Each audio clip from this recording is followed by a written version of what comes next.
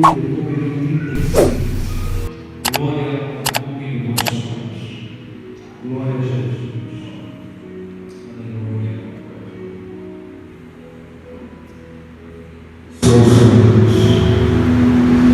O Evangelho segundo Estevão, capítulo 8, versículo 32 e posteriormente versículo 36.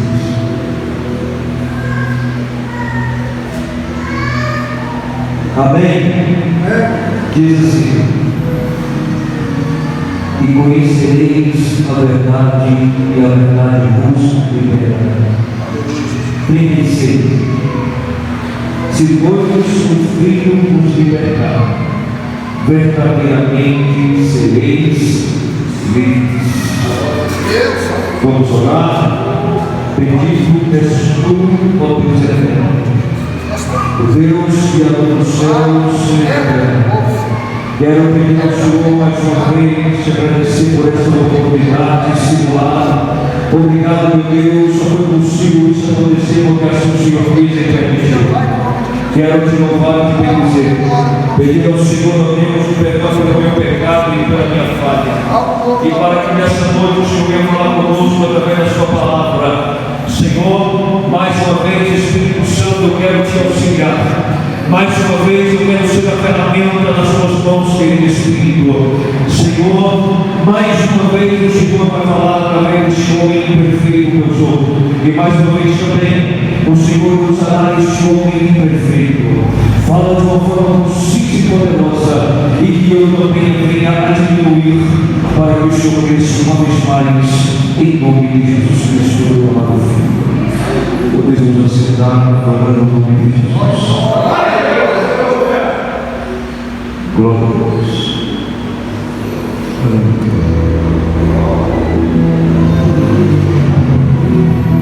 O texto que foi proferido, lido, é um texto conhecido por demais. É um texto que vai nos narrar, traz a narrativa dos dois versículos que nós lemos, palavras proferidas pelos próprios lábios do nosso Senhor e Salvador Jesus Cristo. João foi um homem que tinha uma intimidade com Cristo muito grande. Um homem que, falando de parentesco sanguíneo, era primo de primeiro grau do nosso Senhor. As suas mães eram irmãs. Mas a Bíblia vai nos dizer o que Jesus vai nos trazer a nós aqui, depois de uma ocorrência, de uma libertação de uma mulher que foi pegada no ato de adultério. Depois passa-se um tempo, a Bíblia vai nos dizer que os fariseus vão começar a indagar novamente o nosso Senhor. E ali, nessa indagação, Jesus vai deixar bem claro algo lindo e tremendo da parte de Deus. Nós sabemos que os fariseus, os doutores da lei, os saduceus, jamais conseguiriam pegar em Jesus em alguma palavra. Jesus sempre respondeu com maestria, a ponto com a sua resposta deixá-los calados. De alguma forma, aleluia, e o nosso Senhor mais uma vez vai ter um debate. Jesus vai deixar bem claro, Jesus vai começar a falar de uma verdade, Jesus vai começar a falar de libertação, Jesus vai começar a falar de escravidão. Ora, tudo que Jesus vai falar aqui está no contexto espiritual. E os fariseus estavam trazendo para o contexto político e religioso. Nós sabemos que quando Jesus começa a falar, Jesus vai dizer, no versículo de número 31, se vós permanecerdes na minha palavra, verdadeiramente sois meus discípulos. Não tem como eu me aproximar de Deus, porque Deus, Ele se auto-revela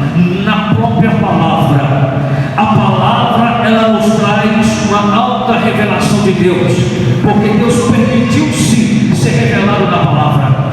Embora a palavra também é possível conhecer esse Deus através de também ser revelado no seu Filho Jesus Cristo. Jesus é o máximo da revelação de Deus. Jesus é o ápice da revelação. Paulo vai dizer que Cristo é a imagem do Deus invisível. Ao se ver Cristo, ver Deus. Se aproximar de Cristo, aproxima-se de Deus. Jesus vai deixar bem claro que Ele e o Pai são um, e que nós também devemos ter essa mesma unicidade em Cristo. Mas o que eu acho interessante é que Ele vai deixar bem claro: se a palavra permanecer em vós. Jesus vai deixar bem claro no Evangelho, segundo escreveu Marcos, salvo engano a memória, lá para o seu capítulo número 8, Jesus vai falar de dois tipos de fermento: o fermento dos fariseus e o fermento de Herodes. Tratando-se de fermento, não é nada bom. Tratando-se de fermento, é alta contaminação. Tratando de fermento, é podridão e apodrecimento. Jesus está dizendo: acautelai-vos do fermento dos fariseus e acautelai-vos do fermento de Herodes. Fermento dos fariseus, falsa doutrina e hipocrisia. Fermento de Herodes, vida mundana, e tudo para trazer prazeres mundando para si. Jesus está dizendo simplesmente isso: cuidados com os fariseus. Eles pregam, mas não vivem o que está pregando. Viver a palavra é pregar o que vive, viver o que prega e pregar o que vive. Viver a palavra é alicerçar a sua casa na rocha. Viver a palavra é pregar o evangelho genuíno e verdadeiro. Permanecer na palavra não é adulterá-la, não é pregar falsa doutrina, nem dogmatismo. Viver a palavra é a doutrina bíblica na sua essência, porque Cristo é a palavra personificada, porque o logo de Deus tabernaculou-se no meio de nós.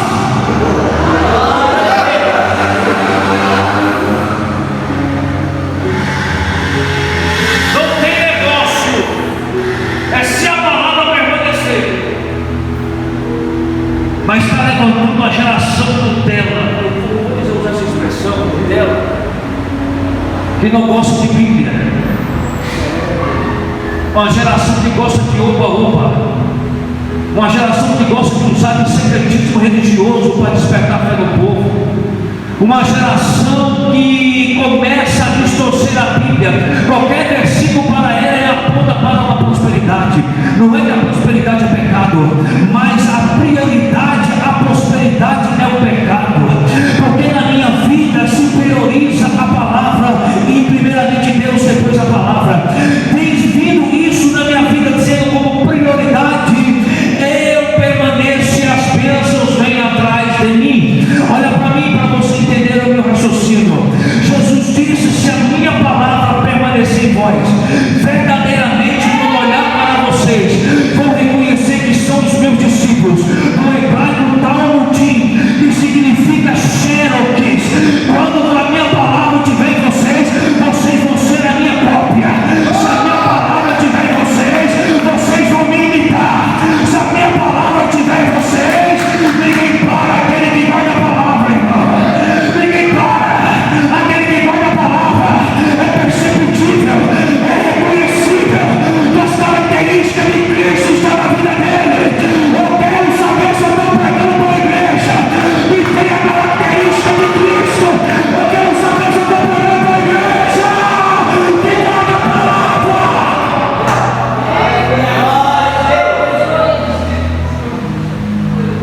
Porque a palavra, ela é vida, e ao mesmo tempo que ela é vida, ela dá vida.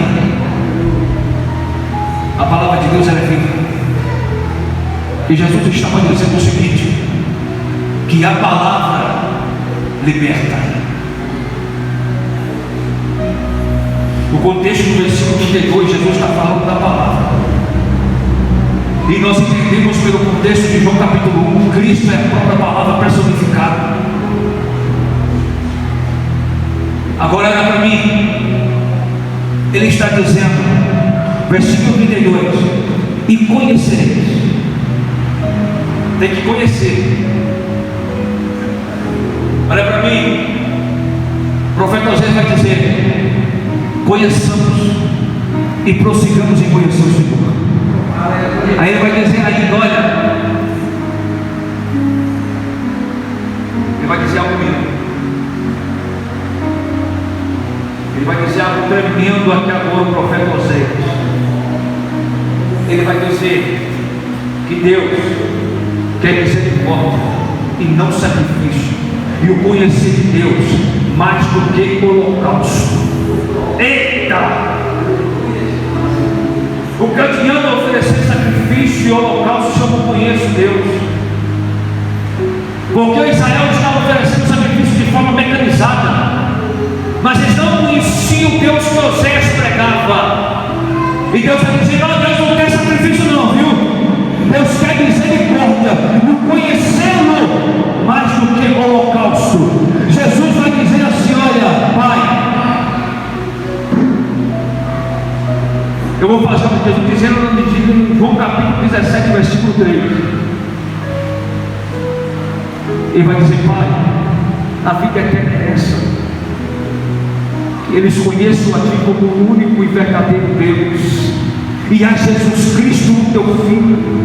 Essa é a vida eterna, te conhecer. Conhecer que no original é o mesmo ato de copulação entre o homem e a mulher, o ato sexual. É isso que Deus quer, de forma que nós conhecemos, de a forma íntima.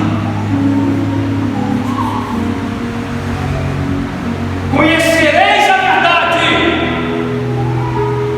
E o conhecer do grego aqui, meu irmão, eita!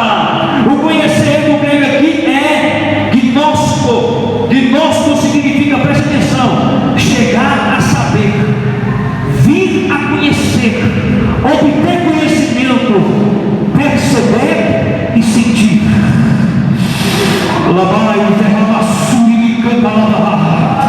O conhecimento traz sentimento.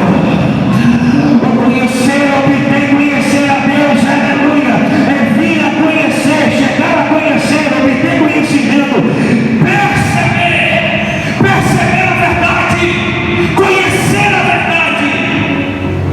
Quando você personifica a verdade, você vai ser interessante.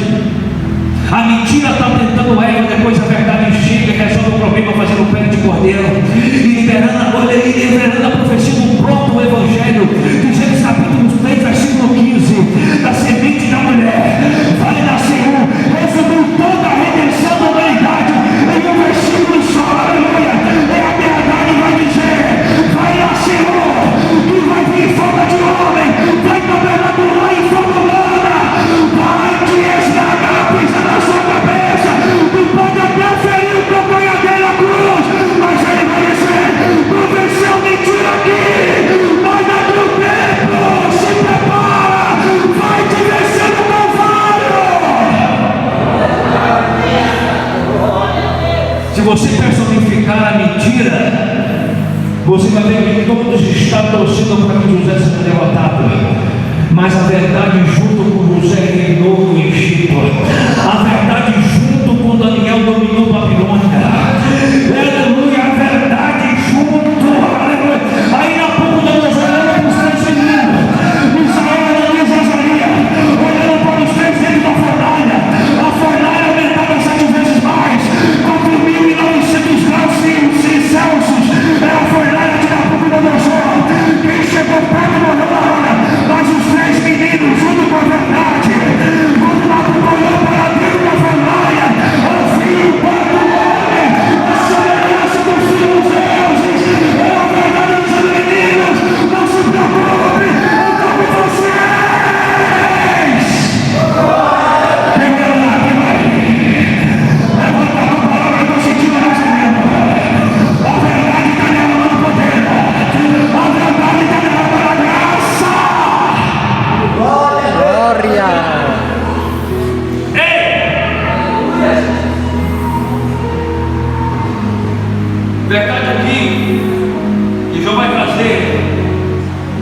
No grego é aletheia, que é a palavra aletheia, verdade, mas ela traz uma palavra chamada de objetivamento, objetivo. Não odeia dor, não fica enchendo linguiça. A verdade, ela é objetiva. A verdade, ela é objetiva. A verdade é qualquer assunto em consideração sempre permanece a verdade. O que está acontecendo na nossa contextualização da nossa atualidade é que há uma inversão de valores. Se coloca mentira no lugar da verdade. Hoje se prega um evangelho que não é o evangelho. Pensa-se que é verdade, mas não é a verdade. Pega o texto, distorce ele para benefício próprio. E a Bíblia não é para benefício próprio de ninguém. A Bíblia é a verdade. A palavra é a verdade. Esses pregadores que pregam essas mensagens chulas, gostosas de ouvir, eu não tenho paciência de ouvi-lo. Porque o evangelho é verdade. O evangelho liberta. O evangelho traz. O evangelho ele traz conforto ao meu pecado, ao seu pecado. O evangelho faz-me pensar que realmente eu preciso me converter. O evangelho me faz eu pensar que realmente eu preciso viver uma vida intensa na presença de Yeshua. A palavra pregada na verdade, ela faz libertação. A palavra pregada na verdade não deixa mentira prosperar dentro da igreja.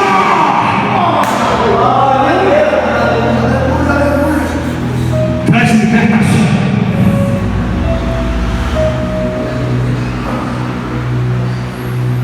Cuidado que você que gosta de contar mentira. Segundo a minha Bíblia, quem mente é filho do diabo. Porque a mentira, quem inventou ela foi Satanás, vem do próprio diabo mentira. E a verdade, ela sempre tem que ser absoluta. Nesse último dia nós estamos travados em uma guerra espiritual. Já atravessou as fronteiras espirituais, tentando acabar com a moral da família, com ideologias satânicas, distorcendo a verdade, aleluia, apoiando a mentira. Mas a verdade sempre vai prevalecer. No final de tudo isso, a verdade vai imperar, a verdade vai reinar. Continua na verdade, não deixa a verdade, porque quem vive na verdade não se contamina. Quem vive a verdade não dá ouvido ao diabo. Quem vive a verdade prega a palavra genuinamente. Quem está na verdade não pega tempo, perdendo tempo com besteirada e coisas fúteis. Quem está na verdade levanta a mão da glória. Quem é batizado no Espírito Santo que acredita? Você acredita? Oh, glória!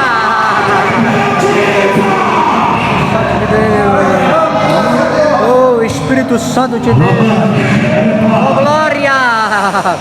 Oh, Espírito Santo de Deus! Oh, glória! Oh, Espírito Santo de Deus! Oh, Espírito Santo de Deus! A verdade está na casa. A verdade está na casa. A verdade está na casa do discípulo. A verdade está envolvendo o ambiente da dimensão de glória. A verdade sai para lá, Satanás. A verdade vai reinar.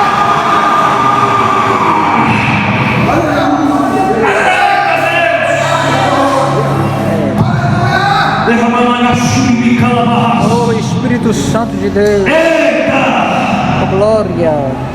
Olha para mim. Os fariseus não indagaram. Jesus vai começar a entrar num assunto difícil. Os fariseus não vão com medo. Ele vai dizer: se vocês realmente conhecessem a verdade, vocês eram livres. Mas por vocês não conhecerem, vocês estão sendo escravos. Porque aquele que peca é escravo do pecado. Espera aí, pregador. Mas nós somos pecadores, eu não tenho sombra de dúvida disso. Então por que quem peca se torna escravo? Aquele que peca o mesmo pecado todos os dias.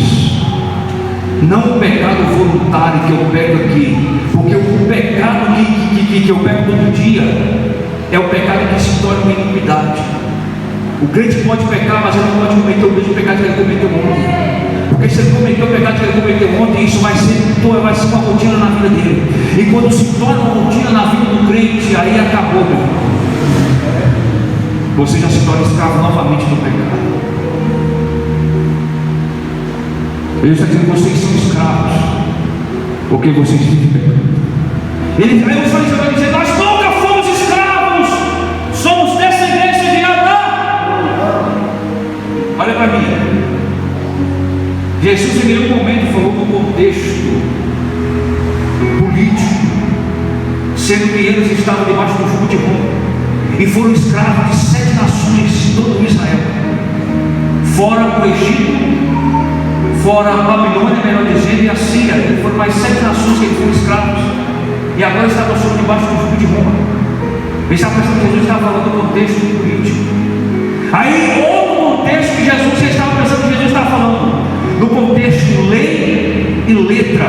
Olha só, os fariseus, eles eram escravos do pecado, eram escravos do jugo de Roma e eram escravos da letra e da lei. Em nenhum momento Deus falou nenhum desses 3 contextos. Jesus falou do contexto espiritual.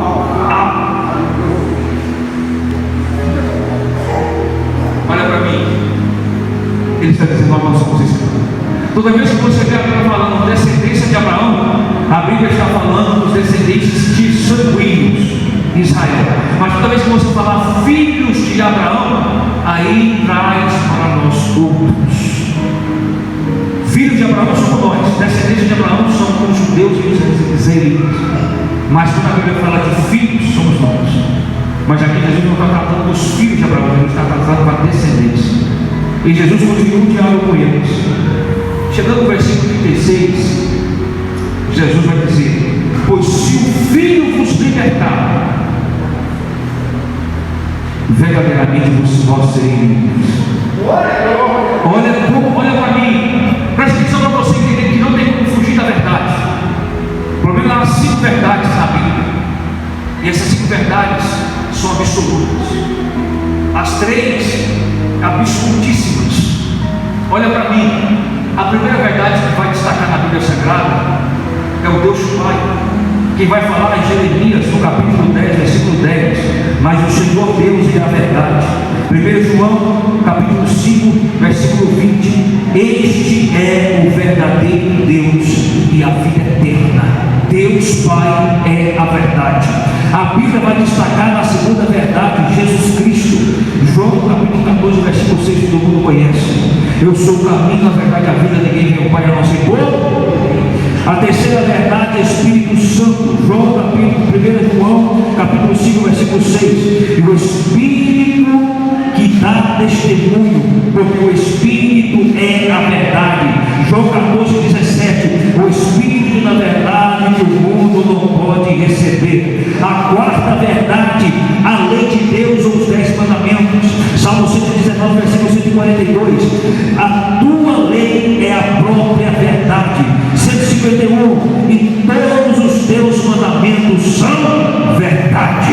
A quinta verdade, a Bíblia Sagrada. A oração de Jesus, a oração sacerdotal, João 17:17: Pai, santifica-os na verdade, porque a tua verdade é a tua palavra. Não é o é a 5 verdade agora na Bíblia Sagrada. O crente não tem como não viver a verdade. O crente não tem como morrer na verdade. Se a verdade vai não te pegar, a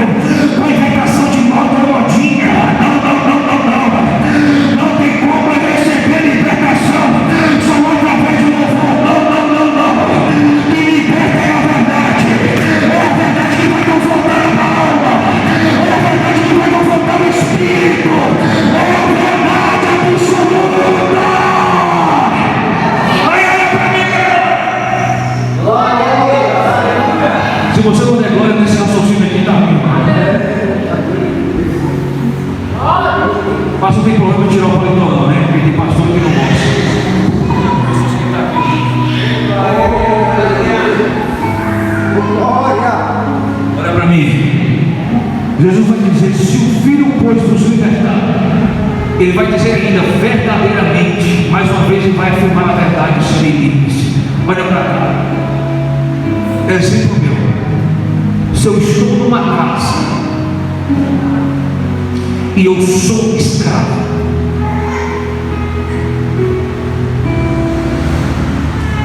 do dono da casa ou do senhor da casa, o dono da casa, ou seja, o pai, ele não tem autoridade de libertar o escravo, no seu próprio filho, do dono da casa, da carta de alforria ao escravo.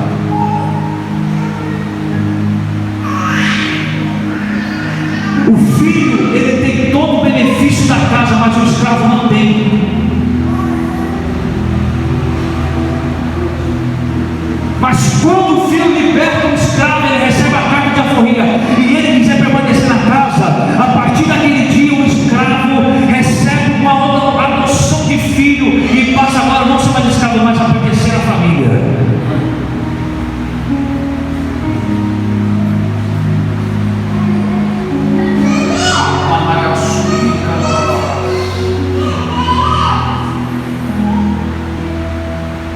Infelizmente tem gente que está dentro da casa de Deus e ele continua escravo, porque não acreditou na libertação do filho. Tem crente que está na terra prometida, mas permanece escravo. Tem gente que está na terra prometida, mas permanece escravizado. Eu quero dizer uma coisa para você: o filho te libertou. Recebemos o espírito de adoção na cama do Pai. Fazemos parte da família. Somos herdeiros de Deus e co-herdeiros de Cristo. A escravidão não mais me pertence. A verdade veladora na minha vida. Fui liberto das rodas, da marginalidade, e hoje o pregador do Evangelho, do nosso Senhor e Salvador Jesus Cristo. A verdade me libertou. A verdade me libertou. Levanta a mão, levanta a mão, vai adorando. Glória! Oh Espírito Santo de Deus! Oh glória! Oh Espírito Santo de Deus! Oh Espírito Santo de Deus! Oh glória! Oh Espírito Santo de Deus! Aleluia! Olha para mim. Só que a palavra libertar aqui vai ter um sentido no grego. A palavra libertar aqui vai ser eleuteroo, que significa, presta atenção, meu irmão, tornar-se livre. Esse tornar é um ato constante, é um ato que não vai acabar. Tornar é um ato constante. Todos os dias eu reconheci que eu estou livre em Cristo. Agora presta atenção no seguinte: ou não colocar em liberdade.